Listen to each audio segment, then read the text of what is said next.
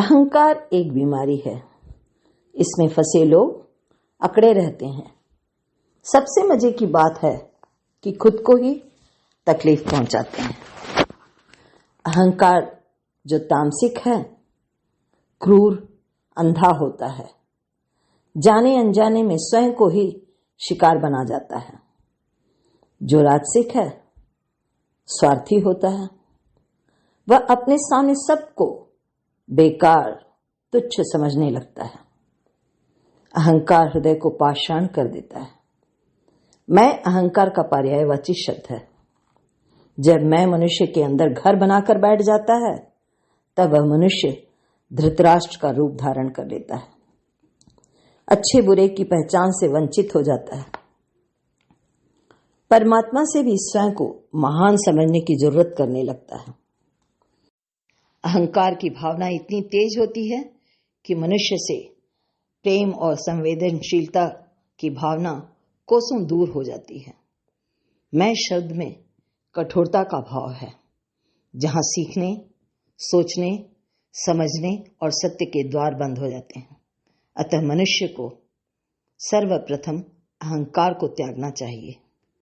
तो रेडियो हिंदुस्तान के मेरे प्यारे श्रोतागण साथियों, मेरा इशारा किस तरफ है आप समझ गए होंगे कि आज की कहानी का विषय क्या है। जी हां, अहंकार। वास्तव में यह कहानी मैंने अपने गुरुजी से सुनी थी, जिसे मैं अपने अंदाज में सुनाऊंगी। तो चलिए कहानी की ओर बढ़ते हैं। एक गुरुजी थे।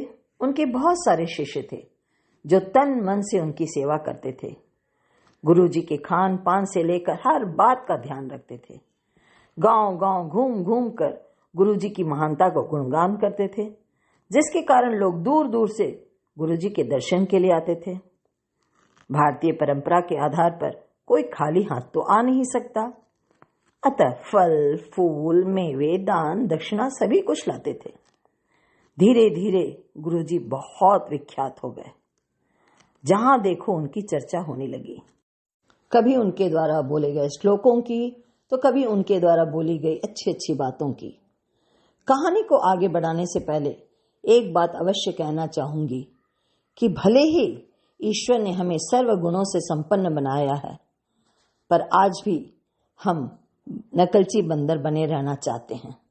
अतः वहीं दौड़ लगाते हैं जहां भीड़ देखते हैं। सोचने समझने में भला वक्त क्यों बर्बाद करें। इस दौड़ में फायदा गुरुजी का होने लगा। धन दौलत चढ़ावे की बरसात होने लगी।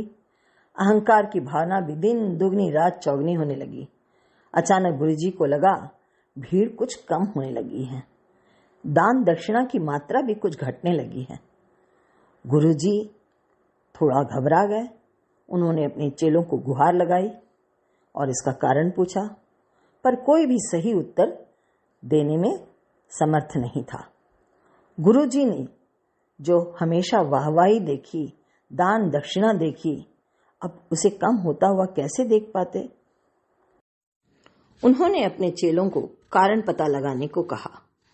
कुछ दिन पश्चात चेले वापस आए, गुरुजी को प्रणाम किया और कहा कि पास की ही गुफा में एक और सन्यासी आए हैं, इसलिए भीड़ उस ओर मुड़ गई है।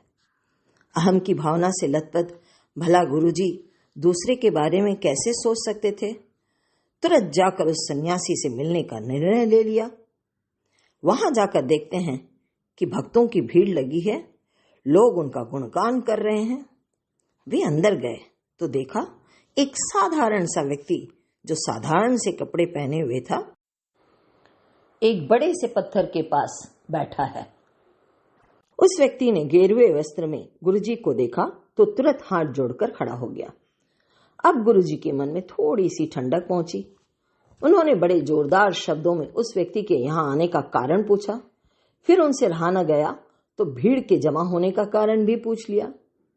वह लोगों को क्या उपदेश देता है, कौन सा श्लोक सिखाता है। गुरुजी ने प्रश्नों की झड़ी लगा दी। उस व्यक्ति ने बड़ी विनम्रता से कहा, महाराज, मैं आपकी तरह ज्ञानी नहीं हूं, मैं तो साधारण सा इंसान हूं। कोई संस्कृत के श्लोक मुझे नहीं आते। मैं तो सबको यह समझाने की कोशिश करता हूं कि यह शरीर, मानव जन्म ईश्वर की सबसे बड़ी देन है। हमें उसका सम्मान करना चाहिए। ऐसा कोई भी कार्य नहीं करना चाहिए जिसमें दूसरों के प्रति अनादर की भावना हो। अहंकार मनुष्य का सबसे बड़ा शत्रु है, उससे दूर रहना चाहिए। उनकी जान में जान आ गई। उन्हें अपने सामने खड़ा व्यक्ति बहुत साधारण सा नजर आने लगा। उस व्यक्ति ने अपने बात को जारी रखते हुए कहा, गुरुजी, बस मैं लोगों से इतना ही कहता हूं। और वे खुश होकर चले जाते हैं। मुझे कुछ खाने पीने को देकर चले जाते हैं। मेरी जरूरत भी इतनी ही है। मुझे क्या करना है भोग विलास की वस्तुओं को जमा कर, जो मनुष्य के हृदय को कलुषित कर देता है।